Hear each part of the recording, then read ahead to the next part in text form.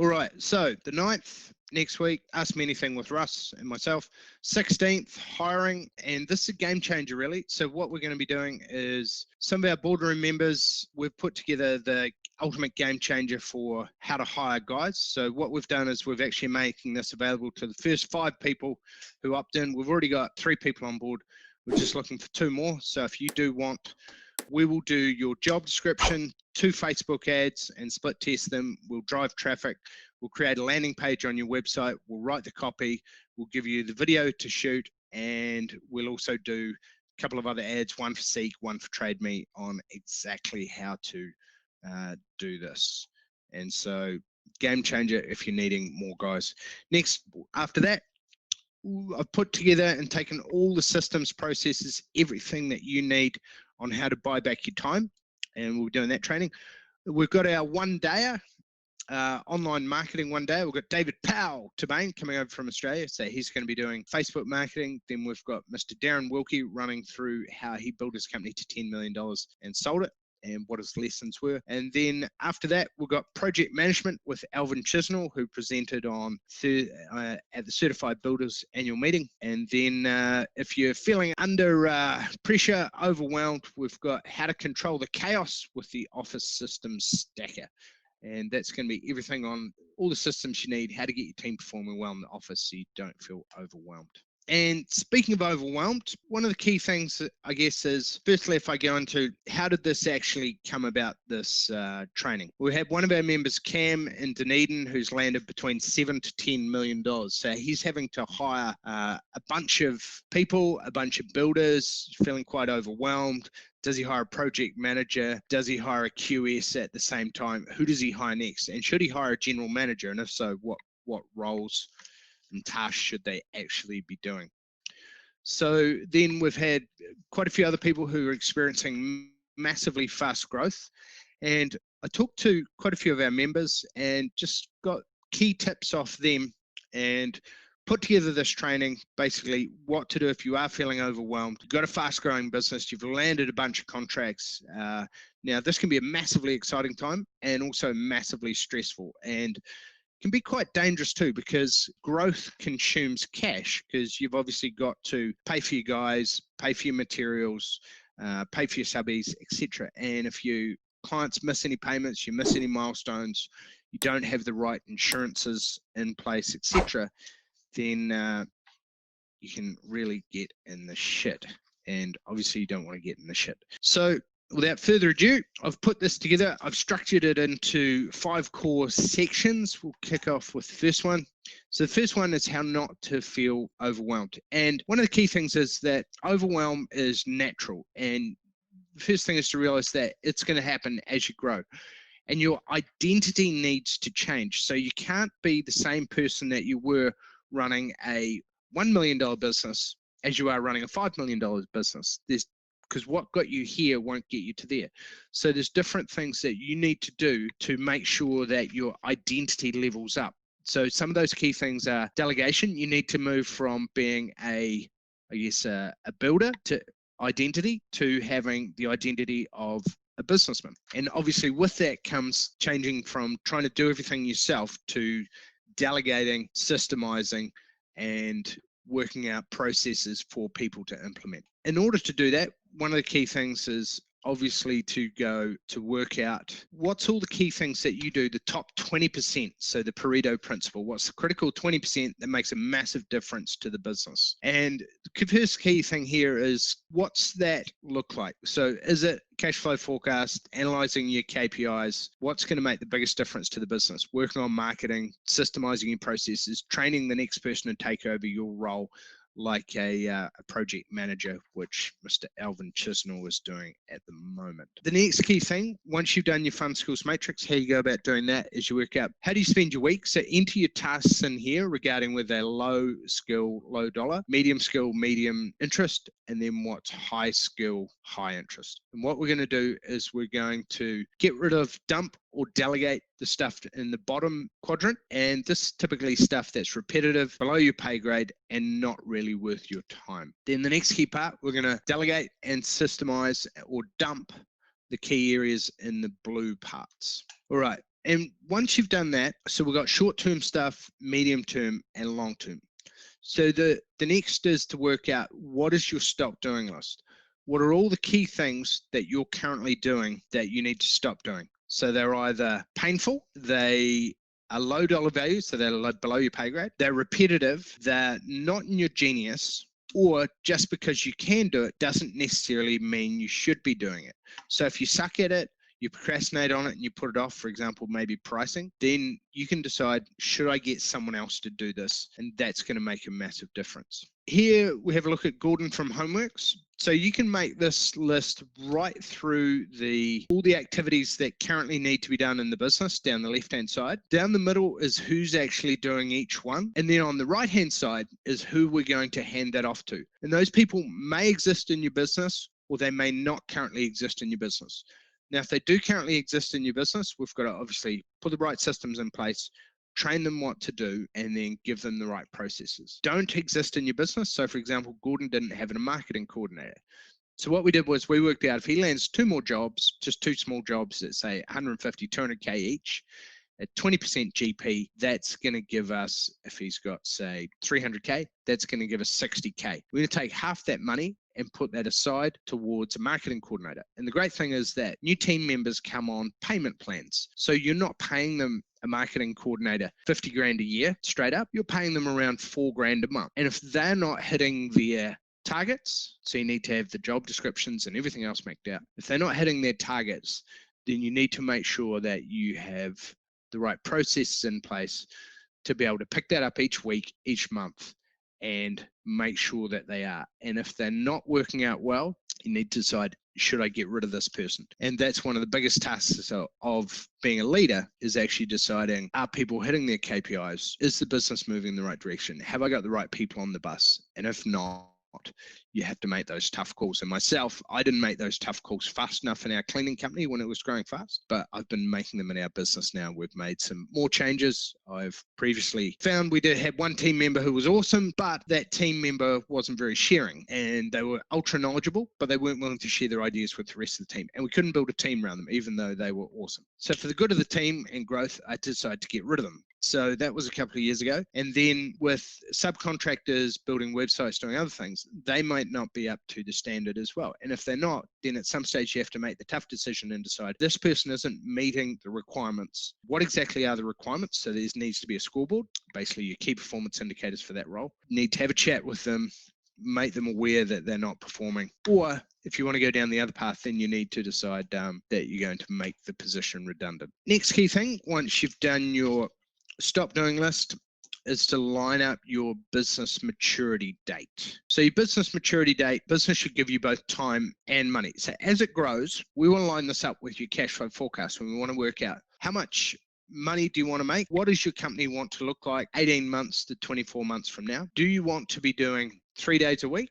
And which roles do you want to be doing and which do you want to hire someone to do? Because basically your main job as a business owner is to systemize, make yourself redundant. So to systemize yourself out of each and every role so that you grow a business that gives you both time and money rather than just having a job with overheads. So if you want to have a net profit of $1 million, work 3 days a week, then we might decide which roles are we going to hire. So maybe if you dislike pricing, we want to hire a QS. If you love project managing, then we might need to hire an office manager, a sales rep, and maybe a marketing person so you can focus on being the project manager. How many holidays do you need per year, the margin that you need, and then we can work out the exact number of jobs that you need to do to get you there. And we should be ticking these off each month. So Alvin Chisnell's in Boardroom, he's off to Europe next year.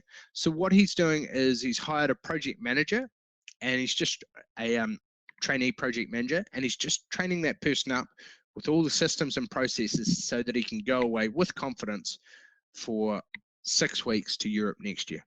Next key thing is a one-page business plan, and this basically maps out what are all the strategies, systems, and processes that you need in your business. So first, start with a SWOT analysis. I'll put a one-pager in here that you can follow. First, start with a SWOT analysis. So what are your strengths, weaknesses, opportunities, and threats? And look at your team, your marketing, your systems, your numbers and pricing, and then your processes and your sales. Next key thing, once you've done your business plan, you're going to have a good idea of are you on track, because what you need is milestones each month. Are you actually hitting? Once we've got that in place, next key part is to streamline and systemize. So with streamlining and systemizing, well, basically, basic concept is that systems run your business, people run your systems, and we need to hire and train the right people in order to run those systems. So first thing we want to start with is our A to Z of operations that maps out how does work actually process run through the business,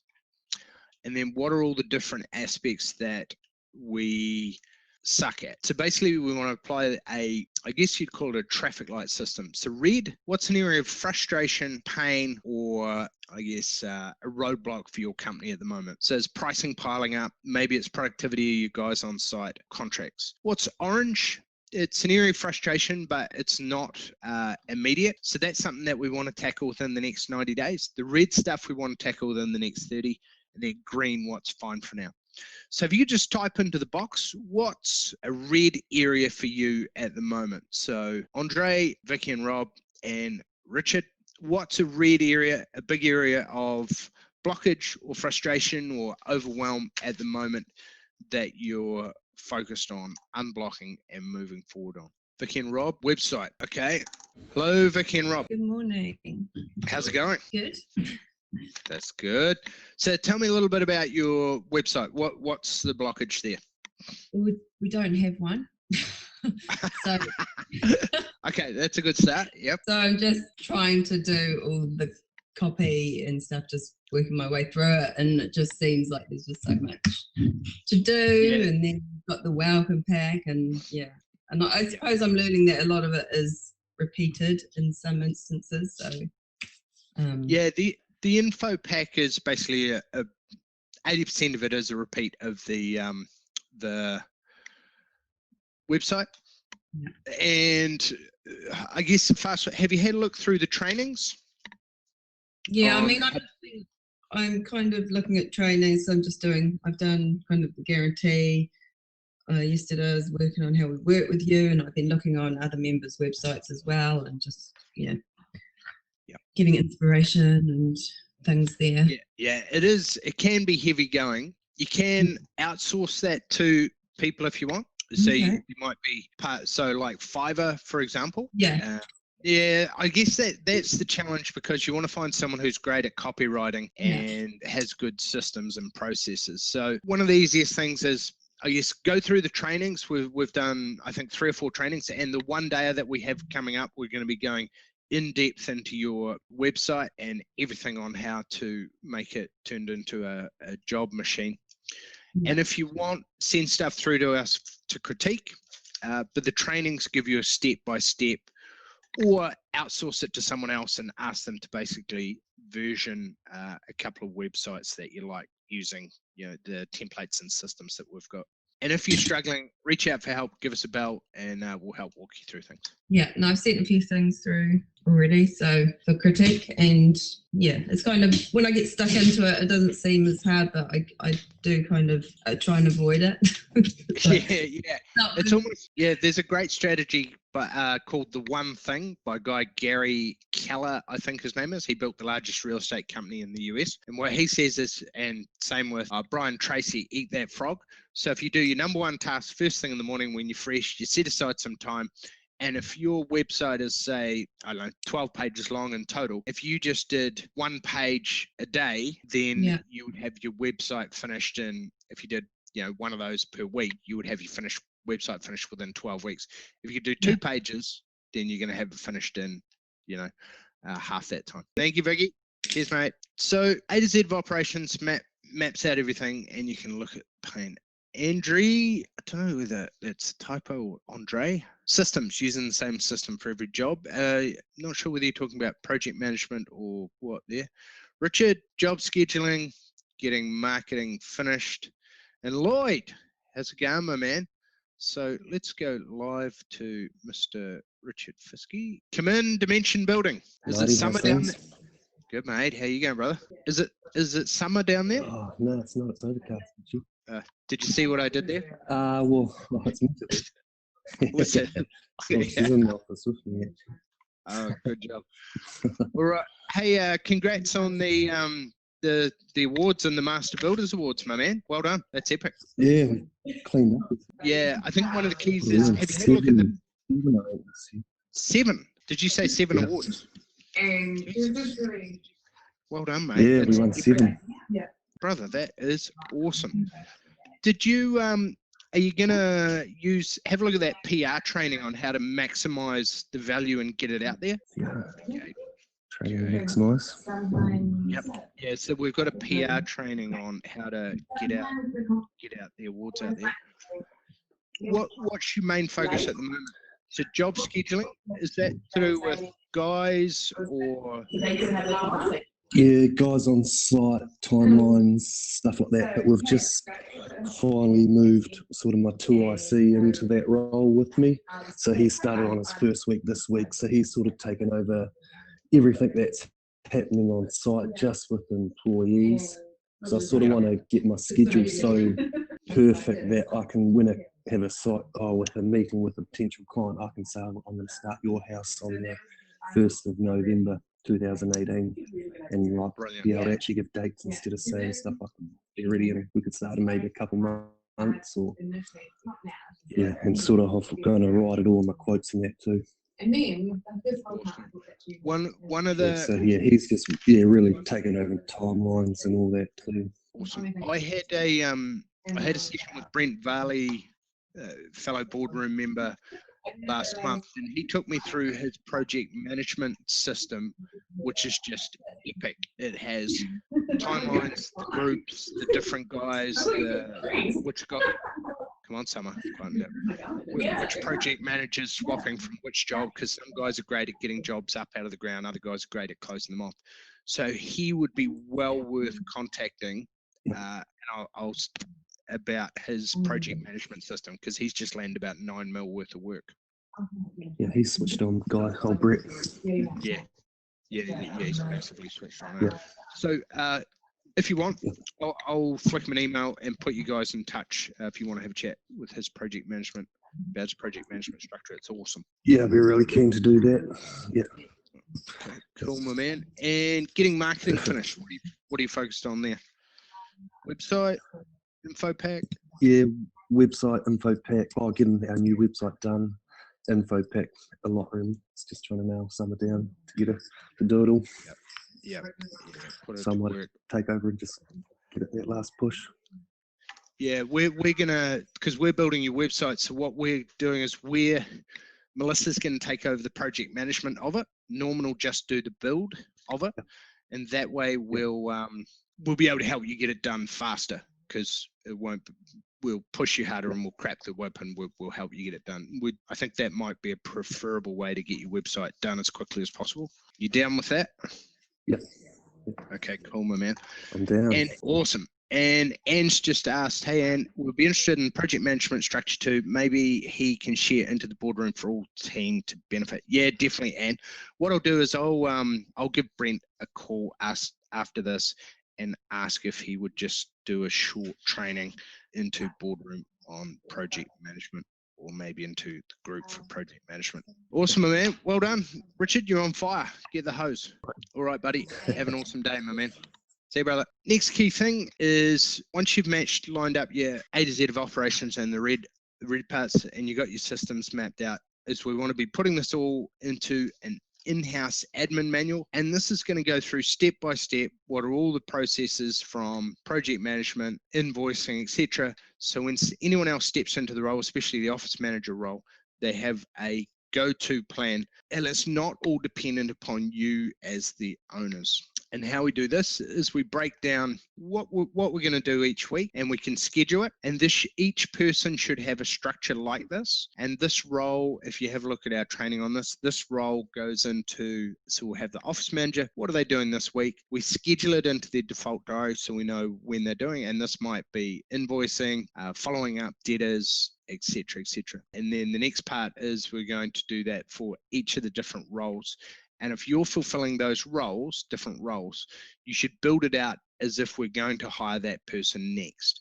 So it might be going to hire a QS next. So if you're going to hire a QS, then we need to know when are they doing pricing, when are they sending the quotes off, how are they getting the price in from the subbies, etc., etc. So this is a critical one for getting traction with your team. All right, next is team vision meeting. So this basically sets out what's the vision for the business, where's it going, and obviously we want to get our team together and around us as we make sure that we've got the right guys on the right jobs and let them know that they're going to be rewarded.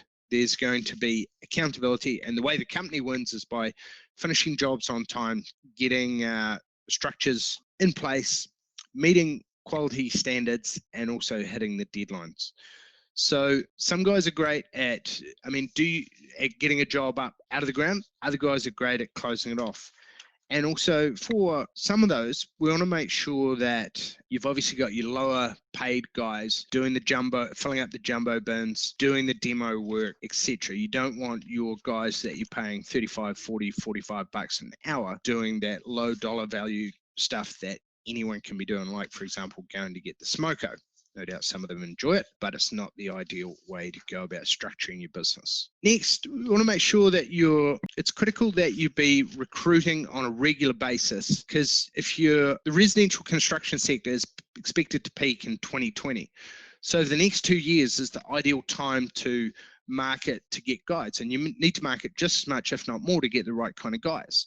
You need to have a unique selling proposition. Why would someone choose you? And you can also have a referral scheme. So you might pay someone $500 to $1,000 when they come on board. You can also pay someone half that money up front and then the other half once they've done their 90 days, if you're hiring them as a employee. If there's a contractor, obviously that doesn't apply. But what you're going to do, you can still apply that referral fee to the people who refer you guys. Next key part, once we've got the team round and we're letting them know how critical it is that they meet their deadlines, we need to let them make sure that the foreman is familiar with the scope of works and he knows when the drawdowns are happening, when what the milestones are that they need to meet, and that the guys are assessed and rewarded on that, obviously, as well as quality.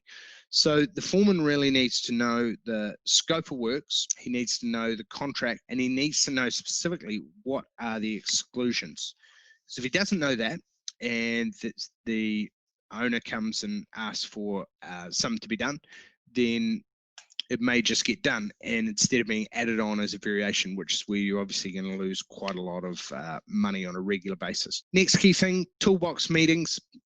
We want to make sure that they're broken down, that you hold them every Monday morning at a minimum or daily, and there's obviously a toolbox meeting structure to run through. Next, mapping out your workflow, and we're going to work out what are the specific projects, when's each one being done, and who's on each one. And then with work in progress, this is a critical one. It's critical. So even one of our mastermind members, their guys aren't measuring their hours. So consequently, they're getting lots of labor overruns and they're not actually tracking their work in progress in real time. So this costs one of our members about $45K, and it's a really simple thing to implement. You just break the job down by stage. Ideally, you'll get your foreman to forecast it as well. And then the next key steps, once you've got that, they know what the targets are. And Ross from BRS found an extra $88,000 worth of profit just in lost time that he picked up. So critical one. Next key one, incentives. So what incentive do you guys have to be able to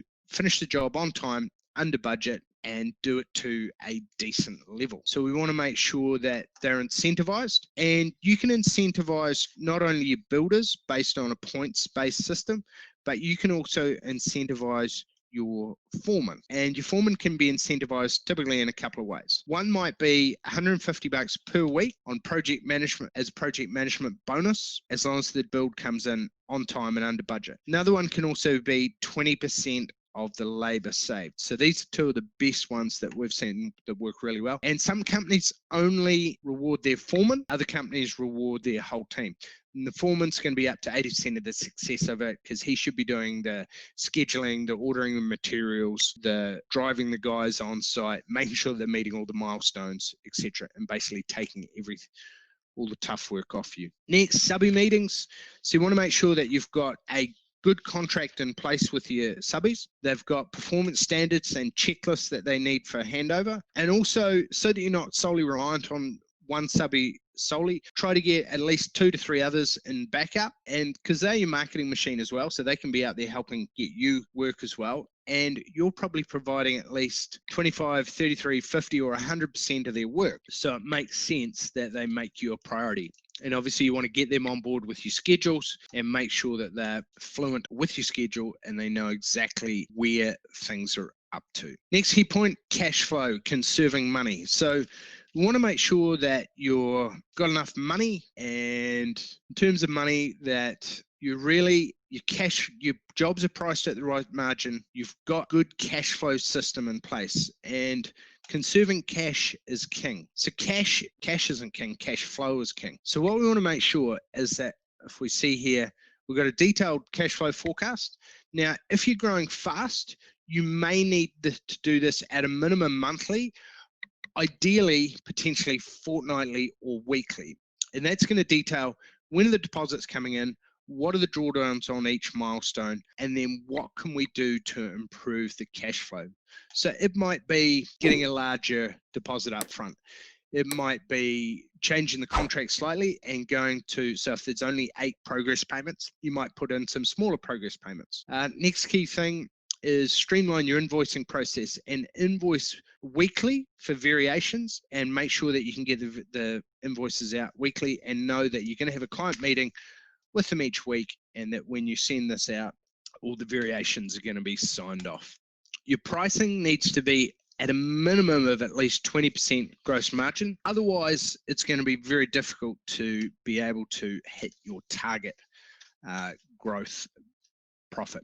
And you want to make sure that you've got your project management fee in there, typically around 6%, decent overhead recovery margin, P&G, preliminary and general fee, and then obviously that you're hitting your desired net margin. And you've got a safety margin of 10 to 15% in there on labour, and 20 to 25% safety margin in terms of labour hours. So, and as you get closer with your back costing, you're going to get some good clarity. And if you're not comfortable doing fixed price contracts, then you might want to make sure that you are doing charge up and keep really good timelines so that you know exactly how long each stage takes, and then over a short period of time, over 3 or 4 or 5 projects, you're going to get pretty crystal clear how long each stage takes, and then you can move to fixed price contracts with confidence. Next key part, variations. Now, variations is one of the 3 key, profit leakages that we see.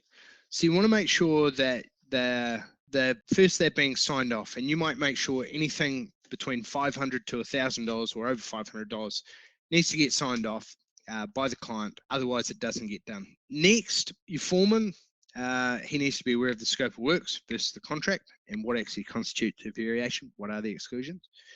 And if you invoice them out weekly, that's going to improve your cash flow. And if someone doesn't go ahead with a variation, a good clause to have in there is an admin clause, so that you're going to charge them, they're going to be charged $200 if they don't proceed with a variation, because you still would have had to price up that variation, call around the merchants, etc., etc. Next, overdraft. So if you are acting as the bank, the first thing is you don't want to be acting as the bank. Typically, you should have an overdraft facility of around 10% of your jobs that you've signed up. So if you've signed up $2 million worth of work, you probably want to have an working overdraft of around 200K. Next key thing is to make sure with your overdraft, bank's looking for 2 key things. Number 1, security, and 2, servicing. So if you can get it, place it on a revolving credit facility so you only dip into it when you need. Secondly, is to make sure that try and minimize any use of personal guarantees. So if you can do it based off the forward contracts that you've got signed off, there's some asset-based lenders like Heartland Bank, Merrick, etc. that will do that, but you pay a higher rate. And there's specialist mortgage brokers that you can go to. We've got a couple of great ones. There's some specialist mortgage brokers that can put you in touch. So rather than you trying to do all this, it doesn't cost you anything. They just take a fee from the bank based on if it's successful. and obviously they can get typically get overdrafts, mortgages, etc. at a lower rate. Right, next, debtor systems and management.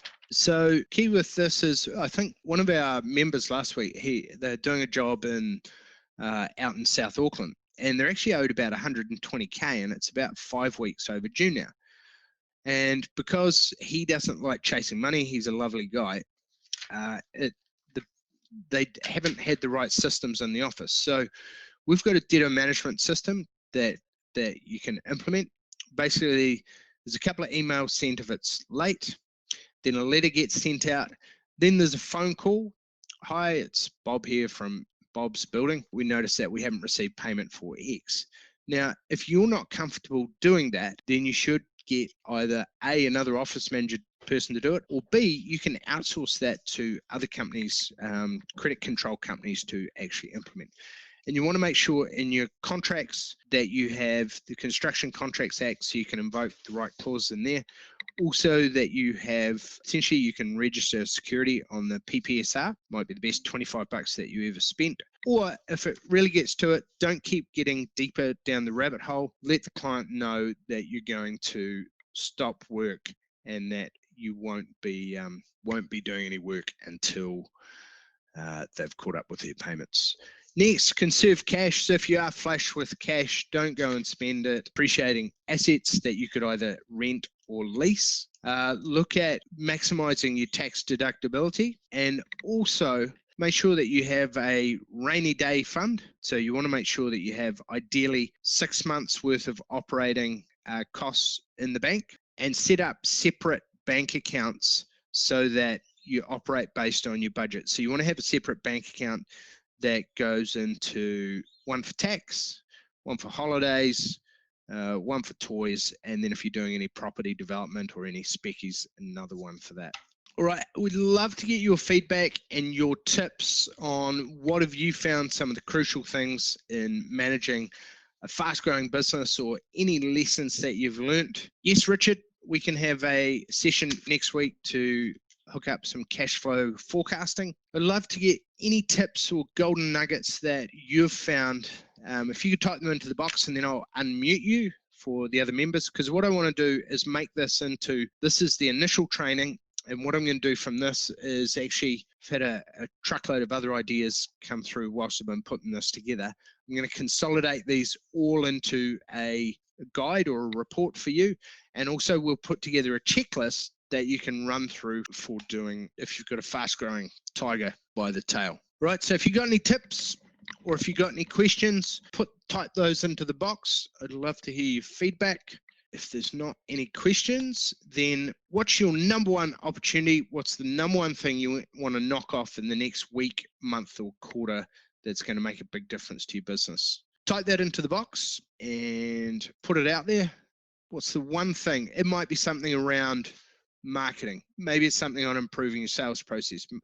Maybe it's something to do with pricing and improving your cash flow, or getting clarity on your numbers in a cash flow forecast. Or maybe it's systems on site to improve the productivity of you guys, or systems in the office to make your life a little bit easier and those around you, particularly if you're working with your loved one. Mel Ferguson, website and marketing systems completed and set up. Awesome, Mel. If you need any help with that whatsoever, get in touch with the team. We'll help you smash it out. All right, team, we're going to put this together into a guide over the next week, and we'll also get a detailed checklist. If you've got anything that would help, we'd love to get your input to make it as useful as possible for everyone. Richard, improve cash flow, revamp your sales process so we never compete on price. Awesome, my man. All right, team. Next week, Thursday, 9th of November, Ask Me Anything with Russ and I. That's your opportunity to, any questions whatsoever regarding team, structure, systems, marketing, etc. Shoot your questions through, post them into the Facebook group. Russ and I will go through them in depth. And if you've got anything else that comes up in the meantime, shoot it through, and we'll look forward to seeing you guys live next Thursday morning. So today's on Wednesday because tomorrow we're at the expo. Live next Thursday morning. All right, ka kite anō, sayonara. I hope you have an awesome week and smash it. Cheers, team. Have a great week.